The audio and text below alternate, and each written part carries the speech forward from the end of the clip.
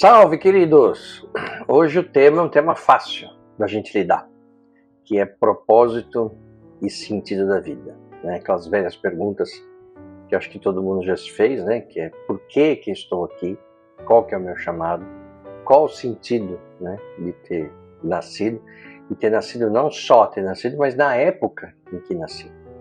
Então, evidentemente que o vídeo de hoje não tem o objetivo de responder essa pergunta para todos, até porque isso é uma questão individual. Cada um tem que achar o seu sentido, não é?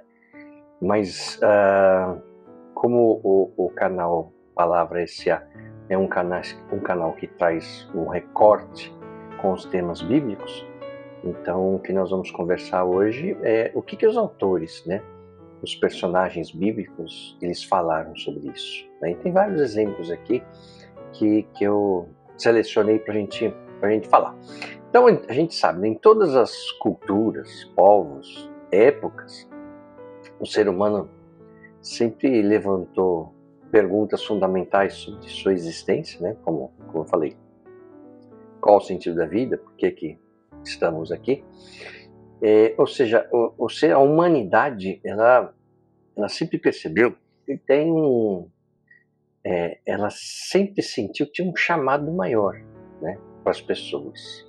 Então, evidentemente, né, que a Bíblia ela não podia fugir dessas questões, né? Pelo contrário, ela procura, né, trazer respostas profundas, fundamentadas na revelação divina sobre o propósito da vida, o papel de cada pessoa na história de Deus. Então, no vídeo de hoje, nós vamos explorar essas questões com base em alguns textos, né, como Jeremias 29, Eclesiastes 3, Romanos 12.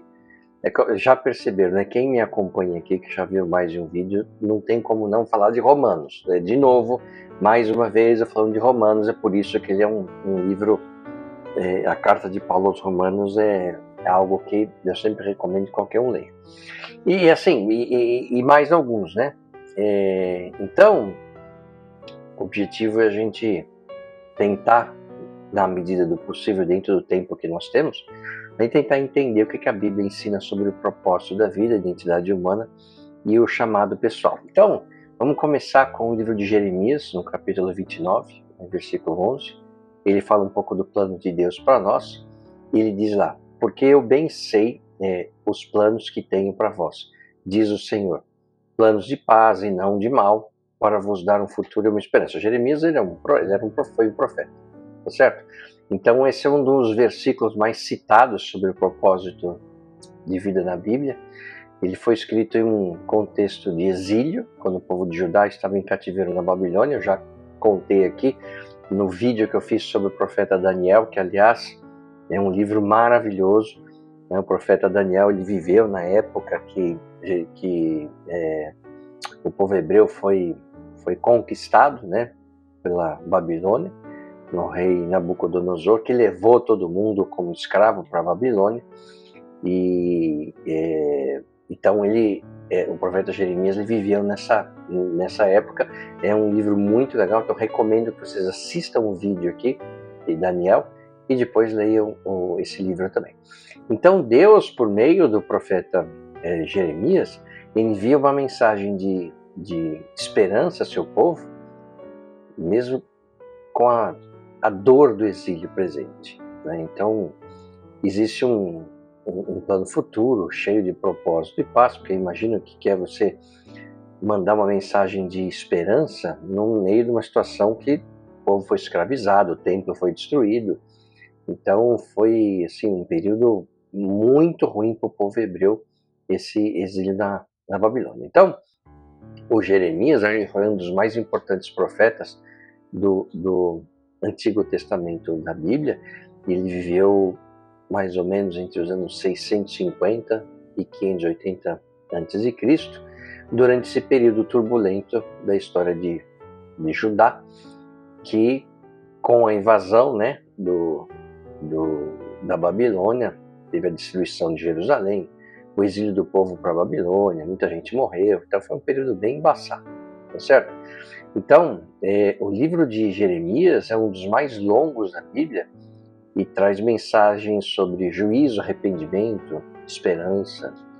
E ele também escreveu o livro de Lamentações, que é outro livro, né, onde lamenta a queda de Jerusalém. Então, ele é lembrado por sua fidelidade a Deus, mesmo no meio dessa dor, dessa solidão, né? E a vida de Jeremias, ela, quando você lê, né, nos inspira a confiar e obedecer a Deus, mesmo quando a verdade não é tão popular. O que a gente aprende no livro de Jeremias, né? Que Deus é soberano e tem planos personalizados para cada pessoa.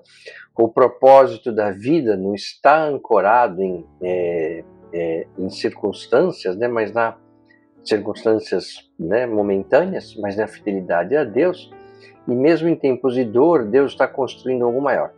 Esse aspecto do livro de Jeremias lembra muito o livro de Jó, né? Aquele da paciência de Jó, que já deve ter ouvido falar, que eu também fiz um vídeo aqui no canal, acho que um dos primeiros vídeos, ou talvez o primeiro vídeo que eu fiz, que conta a história de Jó, que é muito legal, que eu acho que você deve não só assistir o vídeo, mas também ler, né? Um outro que eu trago para falar desse tema, né, de propósito, é o livro de Eclesiastes, no capítulo 3, que é um livro que eu já fiz um vídeo aqui, né? Que é quem escreveu Eclesiastes foi o rei Salomão, aquele rei mais sábio, tal, que a gente ouve falar, aquele que queria partir a criança no meio e tal. E ele era, né, quem ele foi? Ele foi filho do rei Davi, herdou todo o reino, filho de pai rico, né? E aquele que, quando ele assumiu, Deus perguntou para ele: o que você quer? Ele falou: quero sabedoria. Deus ficou tão feliz com esse pedido, porque geralmente o cara pede poder, riqueza e tal, que Deus não deu só sabedoria para ele, mas, putz, assim, deixou a vida dele confortável, né? E ele escreve, né, um livro de Eclesiastes, que é um tratado sobre o que afinal de contas tem valor na vida, né? Assistam esse vídeo e depois leiam. Ele fala de várias coisas que ele tentou. O negócio é aproveitar a vida, o negócio é comer, o negócio é beber, o negócio é ficar com os amigos. E ele, assim, no final ele chega à conclusão, fala: cara, o único sentido que tem a vida é viver a vida com Deus, né? Então, e é interessante porque o primeiro rei, né, o povo hebreu, foi o rei Saul, que fez lambança, queria matar Davi, enfim. Aí depois o rei Davi, e esse foi vitorioso em tudo que fez, mas também pisou na bola, mas enfim. Aí ele teve o filho, o Salomão, que escreveu o Eclesiastes, que fez o templo, né, de Salomão. E depois, quando ele morreu, o filho dele, Roboão, assumiu e só fez lambança. Aí, daí para frente, foi ladeira abaixo. Você lê a história no livro de Reis, que eu já falei aqui, que é o livro de Reis, é o Game of Thrones da Bíblia. E aí foi uma sucessão de lambanças, um pior que o outro. Aí no meio aparecia um bom, como por exemplo o rei Josias, que foi um bom rei, né? Mas o pai dele foi um péssimo rei, o avô dele um péssimo rei, o bisavô já foi um bom rei. Então você vai lendo o livro dos reis, você vê que tem, né?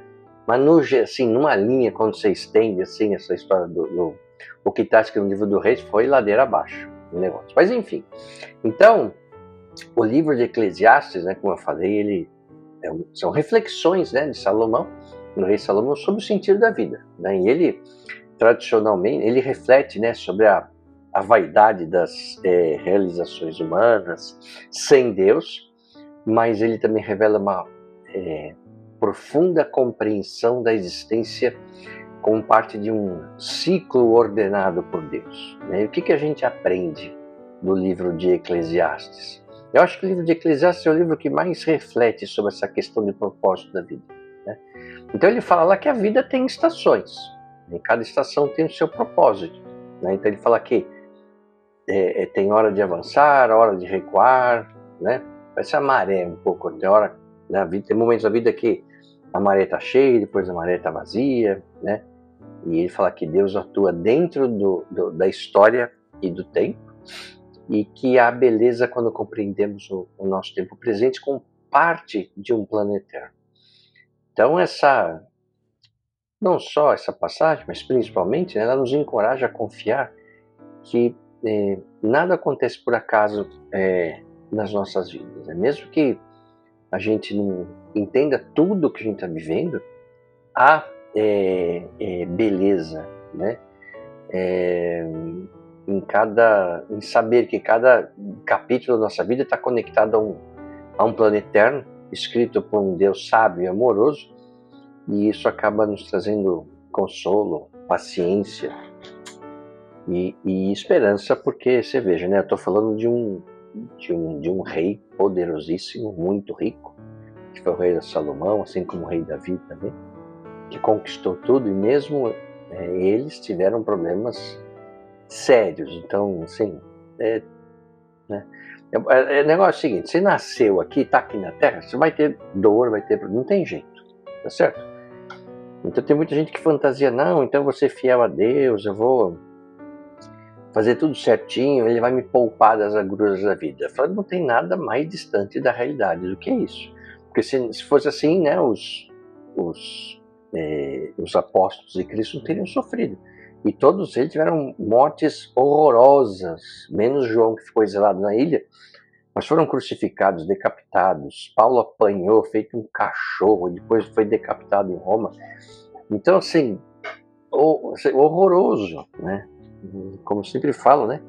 Quando Cristo fala para os apóstolos, fala para as pessoas, cada um que pegue a sua cruz e me siga, né? E eu falo, ele não falou, me dê a sua cruz que eu carrego. Eu falo, não, cada um carrega a sua. Ou seja, não tem jeito, né? Cada um vai ter que passar pelo que tem que passar. Então, o livro de Eclesiastes, ele, no capítulo 11, ele fala que, interessante essa frase, né? Ele fala assim, infeliz a nação cujo rei não passa de um garoto, e cuja princesa só pensa em festa. Né? Feliz é a terra cujo rei tem maturidade e a princesa bem comportada. Que bom que eles nunca perdem o bom senso. Isso escrito 3.000 anos, sei lá. Infeliz a nação cujo rei não passa de um garoto e cuja princesa só pensa em festa. Não é? Tem coisa mais atual do que essa? Muito bom. Agora vamos para Romanos, né? Romanos trata a vida como um sacrifício vivo. No capítulo 12, Paulo fala assim, rogo-vos, pois, irmãos, pela compaixão de Deus, que apresenteis os vossos corpos como sacrifício vivo, santo e agradável a Deus, que é o vosso culto racional. Claro que esse texto, né, do jeito que está escrito, como assim, sacrifício, né, vou morrer? Não, cara, não é isso. Né? Na oração do Pai Nosso, seja feita a vossa vontade. Então, Paulo fala assim, a gente tem que se colocar à disposição de Deus, como se tivesse dado o nosso corpo, a nossa vida em sacrifício a Ele. E que Ele opere, né, a gente, para que a gente possa materializar o reino dele aqui na Terra. Então é o contrário, quando a gente pede alguma coisa para Deus, você pô, Deus, desce aqui e me ajuda aqui a resolver isso. Ele não tem nada de errado com isso, tá certo? Mas na verdade a orientação geral, quando a gente ora, não é para Deus descer, mas é para a gente subir, né? E também para que a gente consiga, né, materializar o reino de Deus aqui na Terra. Então é uma inversão, né, de visão. Então, o apóstolo Paulo ele nos incentiva a viver de forma totalmente rendida a Deus, né? O propósito da vida, segundo ele, aqui ele fala que é entregar-se completamente ao Criador, né? O sentido da existência está em adorar a Deus em toda a nossa vida. E ele mesmo nas cartas, se você for ler lá na Bíblia, ele começa as cartas, eu, escravo de Cristo.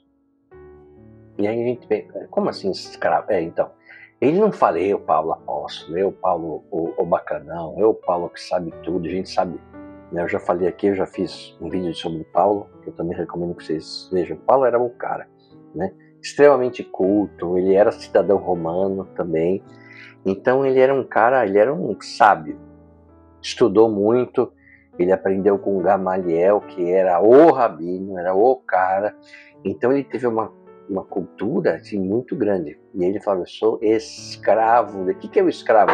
Escravo é o cara que não tem vontade nenhuma, não tem vontade própria.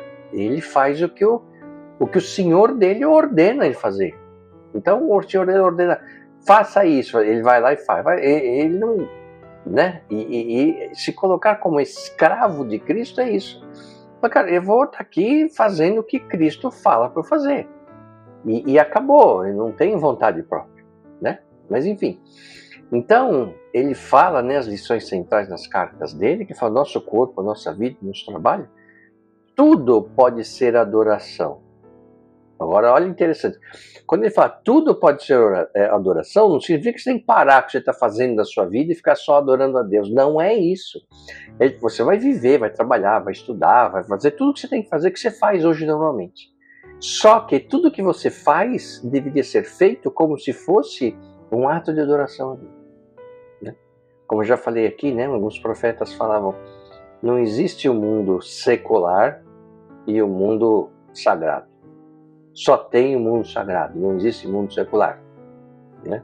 Eu não vou detalhar isso aqui, porque eu já detalhei em outros vídeos. Mas enfim. Então ele fala que a verdadeira identidade, né, está em sermos transformados pela renovação da mente. Né? Quando ele fala que a gente, quem segue a Cristo, morreu com ele na cruz e renasceu, como Cristo renasceu. Ah, mas é literalmente, é fisicamente como Cristo? Não. Quando você entende a mensagem de Cristo, você morre com ele na cruz e passa a ser um novo ser, a viver de forma diferente. A viver de forma diferente. Né? Tem um religioso na época de Cristo, um tal de Nicodemos, que era o cara do Sinédrio, e ele conversando com Cristo, Cristo explica isso para ele, né? Que as pessoas têm que morrer e renascer, e o Nicodemos fala, mas como assim? Como é que um homem velho pode morrer, entrar no corpo da mãe e renascer? Aí Cristo fala para Nicodemos, que era um religioso muito culto e tal. Para Nicodemos, se eu explicando as coisas, se eu explico as coisas daqui da terra, você não entende? Imagina as coisas do reino do céu, né? Então ele está fazendo uma analogia, tá certo? Então, ele fala também que cada pessoa tem dons e funções no corpo de Cristo, que eu já comentei esse respeito também em outros vídeos, né? O Paulo ele fala assim, ó, pois assim como em um corpo temos muitos membros, e nem todos os membros têm a mesma função, assim nós, que somos muitos, somos um só corpo em Cristo. E cada membro está ligado a todos os outros. Então, as pessoas têm diferentes dons, de acordo com a graça que foi dada. Então, Paulo menciona os dons do Espírito Santo, como conselho sábio, entendimento claro, que é sabedoria, confiança sincera, cura dos enfermos, milagres, proclamação da palavra, ou seja, profecias, né? Discernimento de espíritos, que é exorcismo, e interpretação de línguas. No livro de Atos dos Apóstolos, que é já no Novo Testamento, né? O Novo Testamento começa com os evangelhos, Mateus, Marcos, Lucas e João, e depois vem Atos dos Apóstolos, que é o livro que conta a história dos apóstolos depois que Cristo morre, que é muito legal de ler. E quando Cristo ascende aos céus, ele deixa o Espírito Santo com os apóstolos, aí os apóstolos saem pregando, saem curando enfermos, né? Fazendo aquilo que Cristo fazia aqui na Terra. Né? Então, daí ele fala que cada pessoa tem um dom, e que a pessoa não escolhe, é dado pelo Espírito Santo. Então, Paulo ele usa uma ilustração do corpo humano para explicar a comunidade cristã, né? Assim como o corpo tem vários membros, mãos, pés, pernas, olhos, ouvidos, enfim. E eles trabalham juntos. A igreja também é composta por muitos membros, são as pessoas que desempenham papéis diferentes. Né? E cada um tem uma função específica. Então, nem todas as partes do corpo fazem a mesma coisa, claro, mas todas são importantes. Né? Da mesma forma, dentro da igreja, e quando eu falo igreja, não é um prédio, não é igreja, né? É esse corpo, essa comunidade de Cristo. Então, Deus concede dons espirituais diferentes a cada pessoa, para que cada um possa servir de maneira única. Então, os dons vêm de Deus, não de nós mesmos. Né? E o Paulo, ele destaca que esses dons são dados de acordo com a graça. Ou seja, A gente não escolhe ou conquista os dons por mérito próprio, né? Eles são presentes de Deus para o bem comum. E outra coisa, não é que Deus, o Espírito Santo, dá esse dom para a gente usar para a gente. Não, é para o bem comum. E ele fala também que assim, todas as pessoas são necessárias. Então, assim, nenhum dom é menos importante. Assim como o corpo precisa de todos os órgãos para funcionar bem, a igreja precisa de cada cristão servindo com o dom que recebeu, né? Então, ele fala que não pode ser como um dedo decepado, que não tem nenhum valor. Então, desde que a gente esteja ligado a outras partes, constituídas de uma maneira organizada e funcional, e isso daí é como um organismo funcionando perfeitamente, né? Como se fosse, esse é o corpo de Cristo. Ele fala, né? Sejamos o que fomos feitos para ser, sem inveja ou sentimento de superioridade sobre os outros, sem tentar ser algo que não somos, né? Então ele fala, se você tem o dom de falar, se você prega, limite-se a pregar a mensagem de Deus. Se você ajuda, apenas ajude. Não tente assumir o comando. Se você ensina, apegue seu ensino. Se você tem a capacidade de encorajar as pessoas, tome cuidado para não se tornar autoritário. Se você receber alguma posição de responsabilidade, não manipule. Se você foi chamado para ajudar gente em angústia, fique de olhos abertos e seja rápido em resolver. Se você trabalha com os desamparados, não se permita ficar irritado ou deprimido por causa deles. Mantenha os sonhos. Então você vê, né, que eu sempre falei que a carta, acho que a prova da existência do Espírito Santo é a carta de Paulo aos Romanos. Quando você lê, você percebe que aquilo não foi escrito por um ser humano, né? Então, essas frases nos lembram que assim, a gente não deve nos comparar com os outros, né, mas valorizar o dom que Deus nos deu e deu para as outras pessoas também. Nosso chamado é sempre servir e não apenas receber. E quando cada pessoa exerce o seu dom, a comunidade cresce forte, unida e saudável. Então, vários autores cristãos, diferentes tradições, eles afirmam que não há divisão entre, como eu falei, né, sagrado e secular. Para quem vive com os ensinamentos de Cristo, toda a vida deve, na verdade, né, ser vivida para a glória de Deus. E alguns autores também, mais citados, trouxeram isso. Por exemplo, Martinho Lutero, que viveu no século XVI, ele que desenvolveu a doutrina da vocação, né? Ele fala que Deus serve o mundo por meio das vocações comuns, a família, trabalho, governo, enfim. Assim, tarefas ordinárias tornam-se serviço a Deus, quando feitas em fé e amor ao próximo. Então, de novo, né, Martinho Lutero não fala, você tem que parar de viver, vai se dedicar somente a Deus. Não é isso.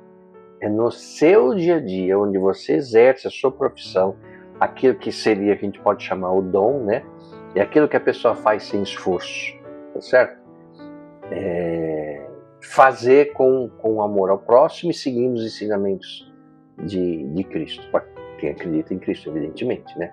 O outro autor, João Calvino, que também viveu no século XVI, ele enfatizou o chamado vocatio, né? Que é a soberania de Deus sobre toda a criação. Então, para ele, cada ofício é um chamado no qual honramos a Deus com excelência e integridade. Então, de Lutero a Calvino, Tozer, Sayers, José Maria, então, vários autores, e todos eles com um grande consenso de que o discipulado integra toda a vida. Então, comer, estudar, gerir uma empresa, né? Gerenciar uma empresa, varrer o chão, lavar a louça, legislar ou pregar, tudo pode ser sagrado quando feito com esse pensamento para a glória de Deus.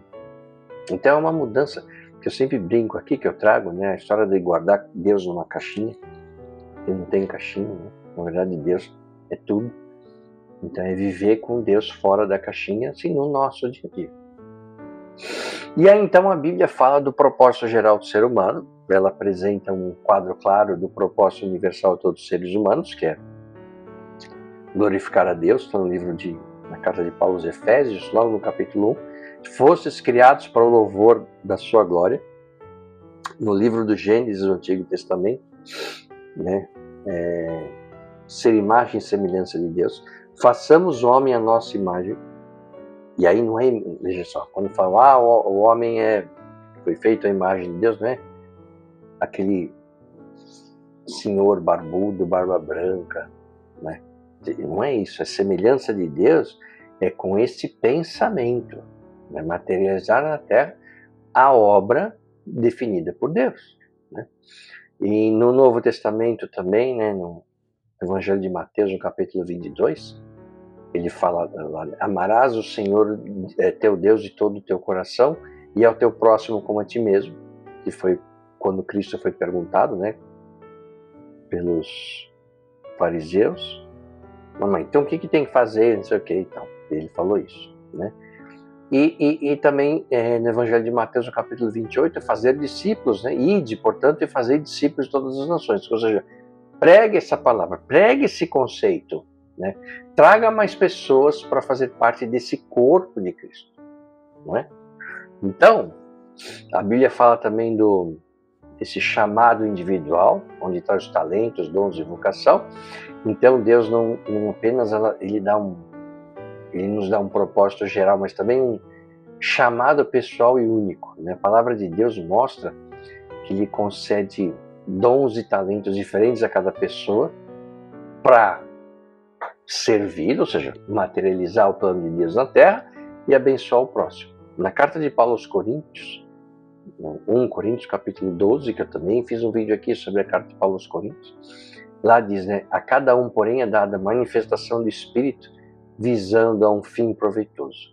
Quando a gente fala de dom de Espírito, né, é comum a gente imaginar, bom, então, assim, eu não sou apóstolo, eu não sei curar doentes, eu não sei falar em línguas, eu não sei exorcizar espírito ruim, então eu não tenho dom. Deus não me deu nenhum dom, né?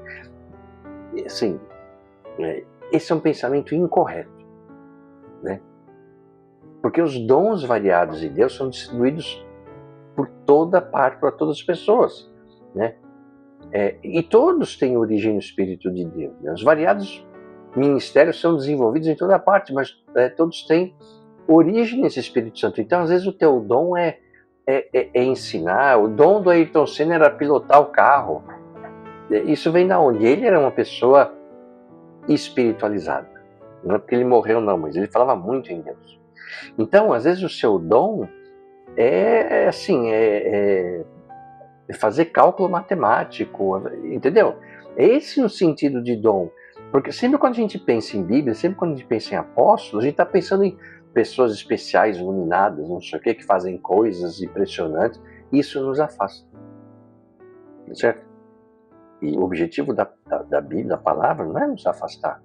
É falar, cara, todas as pessoas, né, os mais importantes, né, as pessoas mais importantes da Bíblia, eu estou falando de os grandes patriarcas, todos eles tiveram falhas, eram pessoas absolutamente comuns e receberam dons também. Tá certo? Se a gente achar que eles são pessoas iluminadas, a gente fala, pô, pena que eu não sou assim, logo eu não consigo fazer nada do que ele fez, não consigo servir a Deus. Não é isso. Não é isso. Você que está aqui vindo você tem um dom. Às vezes o teu dom é para cozinhar. Entende? Esse é o aspecto mais amplo do dom. Então, as variadas expressões do poder de Deus se manifestam em todos, né? Mas o mesmo Deus está por trás de tudo. Então, a cada cristão é dado algo a fazer que mostre como Deus é, né? Todos ganham e todos são beneficiados quando cada um pega o seu dom e aprende, vai e desenvolve para o bem, né, da comunidade. Então, todo tipo de dom é distribuído pelo Espírito, né, para todo tipo de pessoa, e a variedade é muito grande, né? Então, como eu falei, né, dom da palavra, dom do discernimento, dom de milagres, dom de cura, dom de cura, enfim. É infinito o negócio, tá certo? Então, o chamado e vocação, né, não são apenas para os pastores ou missionários. A gente acha também, fala, puxa vida, esse negócio aí é só para quem já é pastor, só para quem é padre, só para quem é rabino. Não! Essas pessoas se dedicam mais a estudar, não sei o que, mas dons do Espírito, como eu falei, todo mundo tem. E daí, então, que a Bíblia fala que todo cristão é chamado para glorificar a Deus no seu contexto, no seu trabalho, na família, na comunidade. Não é? Então, Deus usa profissões, dons naturais, paixões, habilidades para revelar, revelar esse chamado. Então, um atleta, ele tem um dom, nadador, corredor, jogador de futebol, ele está manifestando o seu dom, né? Por exemplo, né? Então vamos pegar aqui alguns personagens bíblicos que descobriram o seu chamado. Então Moisés, né? Moisés foi chamado para libertar o povo, e Moisés não queria ir, tinha medo, tinha limitações, não conseguia falar direito, gaguejava. Ele matou um egípcio. Falou, cara, se eu voltar para lá eu vou ser preso. Deus, Moisés, segura na minha mão e vai. Mas não sei o que, não sei o que ele teve. Deus teve que insistir, porque Moisés não queria. E foi lá e libertou o povo, né? Paulo, né, o apóstolo Paulo, que eu já falei aqui, ele era um assassino. Assassino do quê? De cristão. Até ele encontrar com Cristo no caminho de Damasco, enfim. Então ele passou de perseguidor de cristão para ser o apóstolo dos gentios. Gentio é quem não era judeu, né? Maria, mãe de Jesus, ela aceita seu chamado com humildade, isso está em Lucas, no capítulo 1. Então, o anjo chega para ela, Maria, presta atenção, você vai ter um filho, que não sei o que, mas eu não sou casada com José, então, mas do Espírito Santo, não sei o que. Ela falou, seja feita a vossa vontade, e aceitou. Ela podia falar não. Aliás, a gente sempre fala de Maria, mas José também poderia falar, como assim, senhor? Né? Ambos falaram, ok. Esther, colocado como rainha para um tempo como este, está no livro de Esther. O livro de Esther é um livro pequenininho, é bem legal de ler, conta a história dela, né? Ela foi, acho que nunca mencionei Esther aqui nos vídeos, ela foi uma jovem judia que se tornou rainha da Pérsia durante o reinado do rei assírio Assuero, ou Xerxes I. Ela era órfã, foi criada por seu primo Mardoqueu, e por sua beleza e graça, ela foi escolhida para ser esposa do rei. O rei enjoou da mulher dele lá e falou, vaza. E aí, porque ele, se eu não me engano, como é que era a história? Ele chamou a mulher dele, a rainha, para jantar, ela não quis ir, numa festa, e falou, vaza daqui. E aí ele escolheu outra rainha. Você vê que não tinha muito diálogo na época, né? E aí, então, ela foi escolhida pelo rei, para ser esposa do rei, né?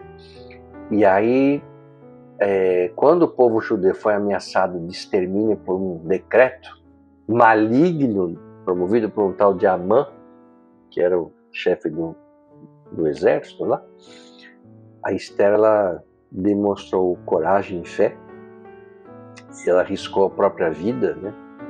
Ela intercedeu junto ao rei, que ela foi falar com o rei sem ter hora marcada, e isso o rei poderia mandar matar, expor a rainha só porque ela foi lá sem marcar um horário com essas coisas, né? E aí o rei recebeu ela contou e tal, né? E ela revelou sua identidade judaica e denunciou o plano maligno, esse tal de Amã. E graças à bravura, né, o decreto foi revogado pelo rei, e esse Amã foi punido, foi enforcado e tal, onde ele tinha determinado que os judeus seriam mortos, né? E os judeus foram salvos. E essa, evidentemente, que é um hiper resumo aqui, né? Até porque o vídeo não é sobre Esther, até poderia fazer um vídeo sobre Esther. E essa história, ela é celebrada até hoje numa festa dos judeus, chamada Festa do Purim, né? Que tornou Esther um símbolo de fé, sabedoria e heroísmo na tradição hebraica, né? Então veja, cada uma dessas pessoas teve um processo diferente, mas todos ouviram e obedeceram a Deus, tá certo? Então assim, Uma outra questão, a Bíblia trata muito de falar de propósito de vida. Quando a gente fala muito de propósito de vida, a gente está imaginando só de momentos bacanas, legais, né?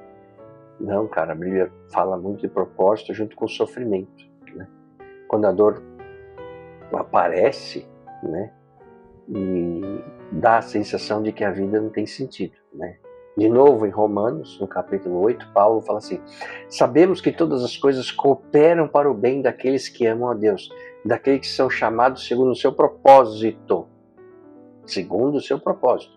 Então, assim, o sofrimento pode ser parte do caminho para o cumprimento do chamado. A gente não conhece os planos de Deus. Deus usa a dor para moldar, ensinar, redirecionar. É como aço, né? Como é que você faz uma boa faca? Temperando o aço, é calor, é frio, batendo com o martelo na bigorna. Fala, cara, essa lâmina está sofrendo demais. Para quê? Para ela seja uma excelente faca. Né? Você pega, por exemplo, né, José do Egito, que eu já fiz um vídeo aqui no canal. José do Egito, uma das histórias mais legais da Bíblia. Isso está em Gênesis, lá no, sei lá, capítulo que é. Vai lá para o fim, capítulo 50, não sei. Mas é uma história linda, né? E ele... Sim, José do Egito só se ferrou, né? Ele foi um cara que ele foi de um prisioneiro a um nada a CEO do Egito, né? E aí lá no final da história, quando os irmãos dele se encontram, os irmãos só sacanearam ele, venderam ele como escravo, tentaram matá-lo. E aí ele fala uma frase maravilhosa para os irmãos: vocês intentaram com o mal, mas Deus transformou em bem. Eu não vou contar a história de José do Egito aqui, porque como eu falei, tem um vídeo aqui, mas assista o vídeo e leia a história de José do Egito. É uma história, daria um filme maravilhoso. Eu sei que já fizeram aí e tal, mas é uma das histórias mais legais que tem na Bíblia. José do Egito. E lembrando isso para quem, né? Como esse canal aqui é para leigos na Bíblia, esse José do Egito tem nada a ver com José, pai de Jesus. Nada. Beleza? Bom, então, a resposta à pergunta por que estou aqui encontra-se em Deus. Salomão nos mostrou isso em Eclesiastes, né? Você lê lá o Eclesiastes, assista o vídeo aqui. De novo, né? Salomão falou que tentou tudo para ter uma vida com algum propósito. Tudo que ele procurou foi em vão. E ele fala, né? Nada faz sentido debaixo do sol. Tudo, né? O vento vem, o vento vai. O rio continua seu curso até o gigantesco mar. Tudo é igual. Uma geração vem e fala, olha que eu descobri, mas ela não sabe que a outra já tinha feito isso. Aí vem outra e faz a mesma coisa. Quer dizer, eu acho que só Salomão poderia ter escrito esse livro, porque o cara tinha tudo. Sabe o cara que tá a vida resolvida? Não tinha mais assim, que tá tudo certo. A vida dele ele foi o filho playboy do pai rico, Salomão. Tudo dava certo, tudo tá tranquilo. O reino já estava consolidado, ele foi o cara. Aí ele vai lá, bom, dado que tá tudo resolvido, eu vou refletir sobre a vida, né? Enfim. Então, a pergunta é, por que estou aqui? Segundo Salomão, mas não só, assim, encontra-se em Deus. Então, a gente vive para conhecê-lo, para amá-lo e servi-lo. E fazer conhecidas suas obras. O verdadeiro sentido da vida não está em conquistas humanas, mas viver de acordo com o propósito eterno do Criador. Se você pega assim, vamos pegar aqui as conquistas humanas. Schopenhauer, que foi um filósofo bem bacana, mas um chamado filósofo triste. Se você ler Schopenhauer, não leia num domingo, porque você corre o risco de atentar contra a vida, né? Schopenhauer fala que o ser humano vive no eterno pêndulo, né? De um lado tem a tristeza de não ter o que se quer, e do outro o tédio de ter o que se conseguiu. Então a gente fica nesse pêndulo. Falei que ele é um filósofo triste. Então, o que significa isso? Cara, a felicidade, o propósito da vida não está nas coisas que o ser humano cria. Isso foi o que Salomão descobriu mil anos atrás. Né? 3.000 anos atrás. Tá certo? E Schopenhauer vem, claro que Schopenhauer, filósofo alemão, não ia falar de Deus, mas ele está falando o quê? Ele está falando parte do que o rei Salomão falou. Quer dizer, se você for esperar para as coisas terrenas, achar o sentido da vida com as coisas terrenas, você não vai encontrar, cara. Não vai encontrar. Então, viver para conhecer Deus, para amá-lo, para servi-lo, é um dos grandes propósitos da vida. Né? De novo, Paulo em Romanos, no capítulo 11, fala, porque dele, por ele e para ele, são todas as coisas. A ele seja a glória para sempre. Amém. Então, acho que um desafio final aqui que eu deixo é a gente refletir diariamente, né? O que Deus deseja fazer através de mim hoje? O que você acorda de manhã e fala, o que Deus vai fazer através de mim hoje? Eu vou impactar o mundo, as pessoas, a comunidade. Né? E aí assim, né? Viver com intenção, viver com propósito. E o recado final aqui que eu deixo é: seja luz, seja sal, seja a resposta. Um abraço e até o próximo vídeo. O que você acaba de assistir é um resumo, está repleto de simplificações, mas a visão geral é esta mesmo. Agora, se você quiser saber como de fato tudo aconteceu, aí você vai ter que ler a Bíblia.